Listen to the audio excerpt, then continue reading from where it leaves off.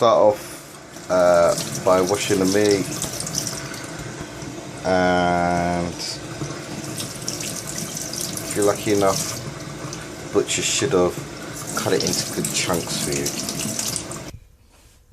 Okay, so prepping one potato. I've got half an onion in there. I've cut from it full. Clove of garlic, chopped tomatoes, salt, coriander seeds, cayenne chili pepper, black pepper, bay leaves, thyme, and the lamb cube. This is a blend of curry powder. I've got mild curry powder in there, garam masala, and haldi. I usually take 3 packets, mix it all up, and it mixes up into this sort of curry type powder. And I literally just use that. It's kind of like a ready mix type thing. Oh, I forgot ginger. Okay. Okay, so veggies prepped. I'm a bit old school, I'm afraid. So I've just put the kettle on. I'll show you why in a minute. A bit old school, I'm afraid, because I don't really do measurements. So you're just going to have to bear with me. Literally, what I will do is put the tomato in first, cover all the meat with the tomato. By the way, I've used like half a kilo of lamb. Okay, then I'll take the curry powder in the big jar, and I'll literally cover, just go over the top of it, like that. I'm going to say that's probably about 3, maybe 4 teaspoons of curry powder. Don't know if you can see the sort of layer that's on it. Just literally to cover the top. And then I'll do the same with everything else. Ginger, I put in gingerly.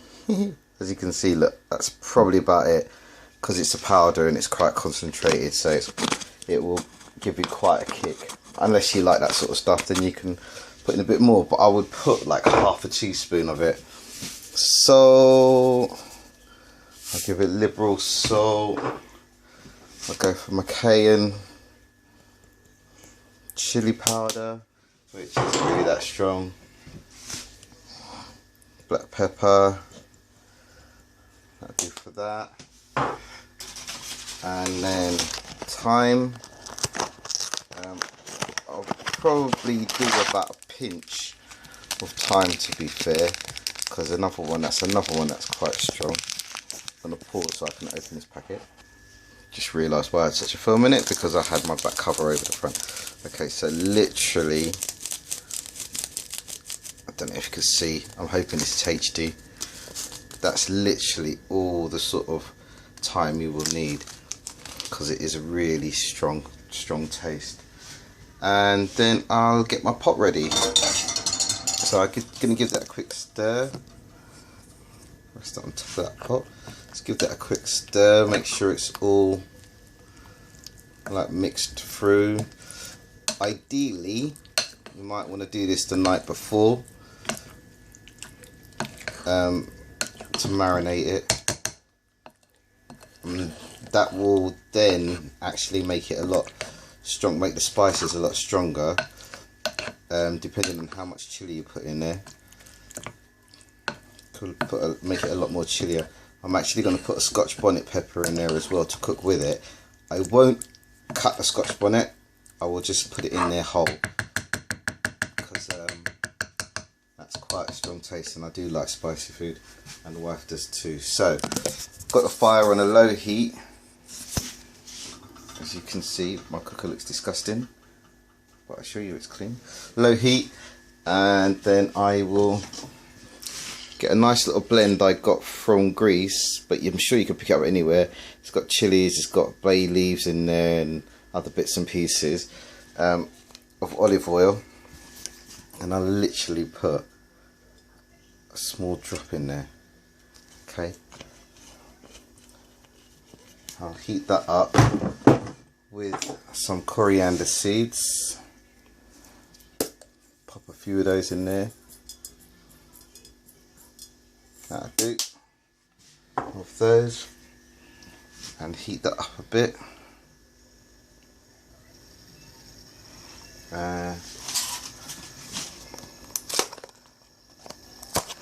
Add my bay leaves. Now, I will say as well, if you want to, you can add some desiccated coconut in there as well, which looks like this stuff.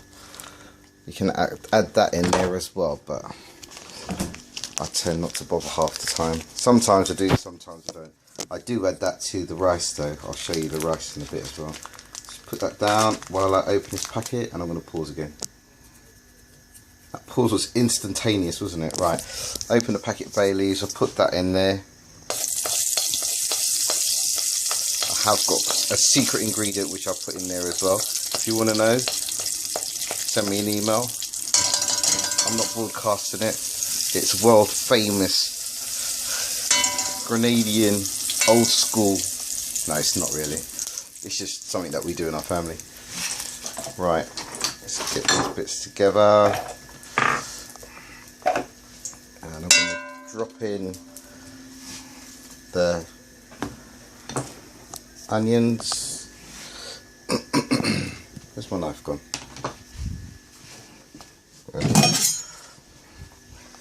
I'm going to drop in the onions, and now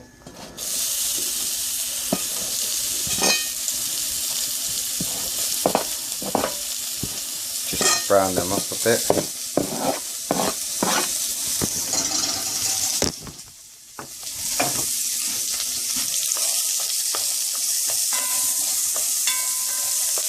Both soaks up a little bit of the oil.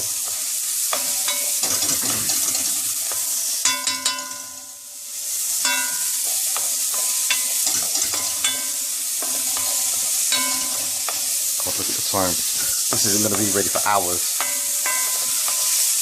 It's lamb. Right. Okay, meat is in the pot. Just going to use some of the hot water from the kettle to rinse that through. Just get as much of the get as much of that out as possible.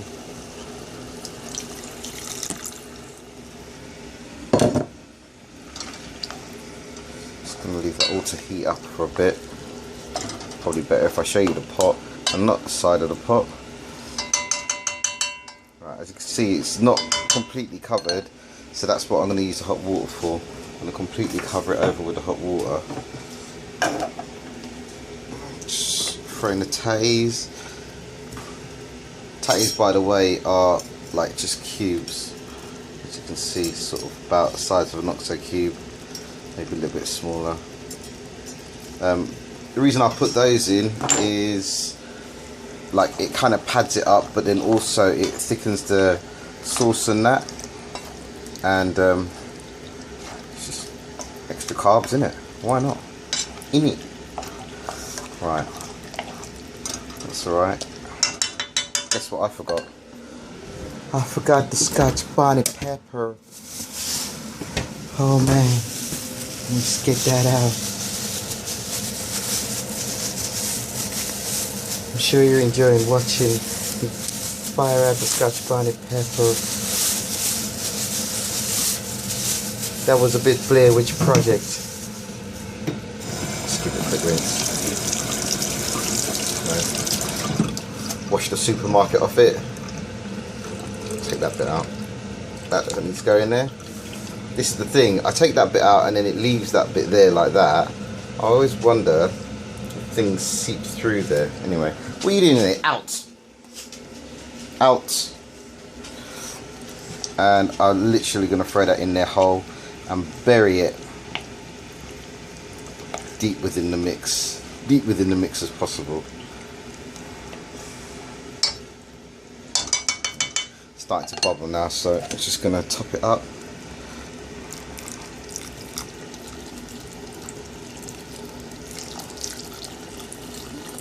Make sure it's all pretty much covered. Ah, you've come back to the surface, have you, you little monker? Right, quick stir, and then that is it. And I'm going to leave it on a really low flame to bubble over, but get in there for the next 2 hours or so, because I've got a brain like a sieve. I'm going to sit for 2 hours. Why does my cooker look so bad? I'm actually going to do I'll actually do an hour, and then I'll come back and give it a stir. I'll probably end up coming back in about half an hour and stirring it, but I'll do that then. And then that's it. Low heat. If you want, you can use a duchy like this. Any cast iron pot will do. Cast iron is probably the best because it just literally holds it all in and it cooks all around. And that's it. I'm going to add some rice and peas to it, and I'll show you how to do that as well. My phone freaked out on me for a bit to tell me I couldn't do any more filming, so I had to go and take stuff off. Not that you'd notice, but I have been gone 20 something minutes. So I'm just going to reheat that. Just to see, beady eyes, always watching. This is quite surreal, looking through the camera to stir the onions. Right, once these are heated up, then I'm literally just going to throw that in there, and then the potatoes on top of that, and then I'm going to leave it for 2 hours, and that pretty much is it. What I will do as well is I'm going to top it up with some hot water, because like otherwise it won't be enough water in there, and then it won't cook all the way through properly. Alright, so I'm just going to do that, and I'll be back to you in a sec.